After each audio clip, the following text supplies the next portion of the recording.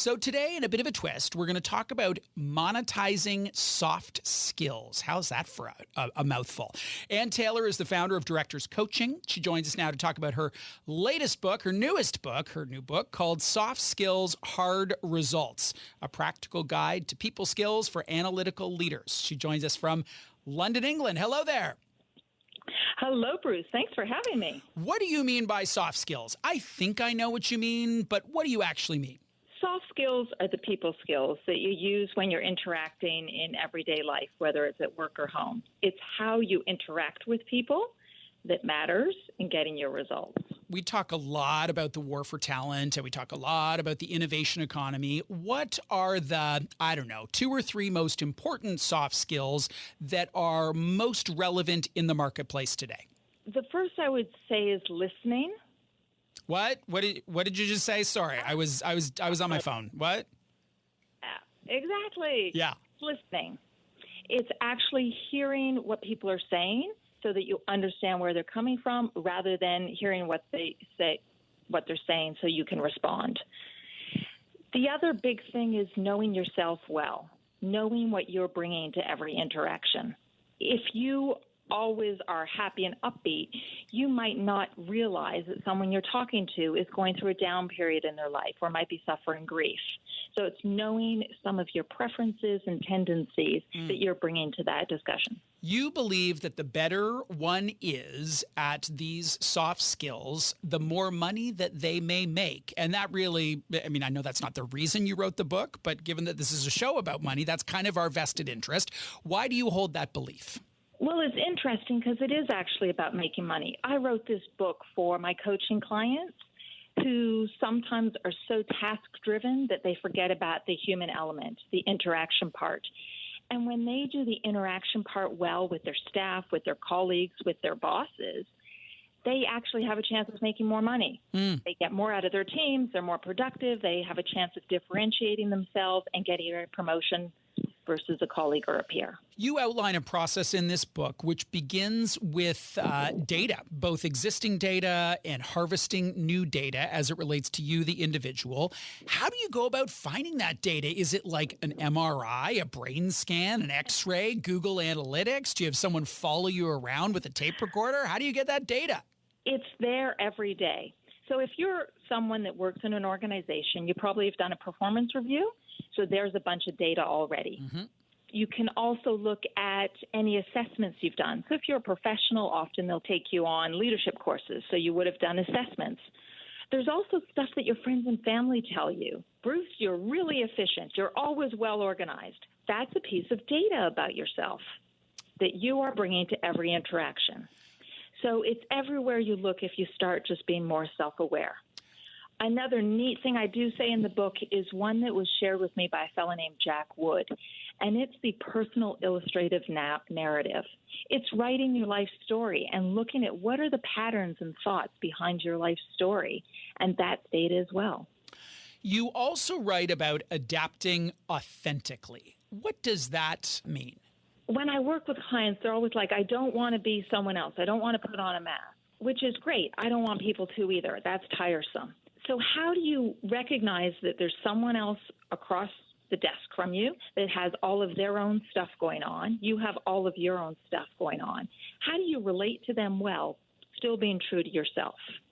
An example of that is if you're kind of a very humorous, fun-loving type of person. Well, as a matter of fact, I am.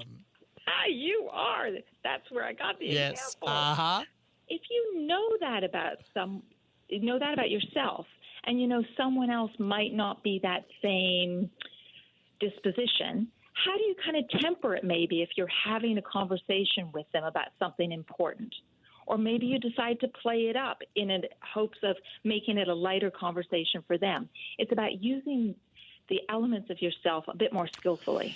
When push comes to shove, are there times in which you just need to adapt, even if it's not authentic? I had a manager once who knew I was a sponge for feedback, and there was no way she was interested in doing this or even really saw what was in her vested interest to do it. but she did it. And you could see her grit her teeth and, she did it. And I could see what was so great for me was I gave her 1,000 karma points for making an effort in an area that was so foreign to her. That's an amazing example of someone that responded to one of their staff needs. And even though it wasn't kind of authentic, it wasn't her usual thing, at least she tried it, and it had a massive impact on it. You still remember it to this day and appreciate her for it. Most leaders would love that. Yeah. When it comes to working on working on soft skills, what do people need to be realistic about? How do you tell what is influenceable, what is coachable, what is trainable, and what just isn't? Do you start from the belief that everyone and everything is coachable, or because this is not your first rodeo, you've been coaching for a long time, do you know in your experience that sometimes you simply can't crack that nut? Sometimes you can't crack that nut, and it really depends on the individual. If they want to change bad enough, if they're motivated enough, you can crack a lot of nuts. And frankly, even if you don't crack the whole nut, if you can just make a little bit of a headway, sometimes that's enough for people. But it really comes down to the individual. Do they want to make the change? Why do they want to make the change? What's behind the way it is and behind how they want it to be? What are their beliefs? And then baby steps. Make a little step. It might not be the moon. At least you're hitting the stars, is the old expression. One last question before we go here. For a lot of our listeners, for a lot of people on this planet, even talking about soft skills is terrifying. They still haven't got over that hurdle. They'd rather do a course on Excel macros or whatever. What is one piece of advice that you would offer for those who find themselves in that point? Like they get it, logically it makes sense, and it is terrifying for them. Yeah. Try something. And the easiest thing to try, you already alluded to it, is feedback. Acknowledge someone for something they've done. So say thank you for a job well done, and say one attribute or adjective that they did well in doing that job. You were really efficient. You were on time. You were within budget.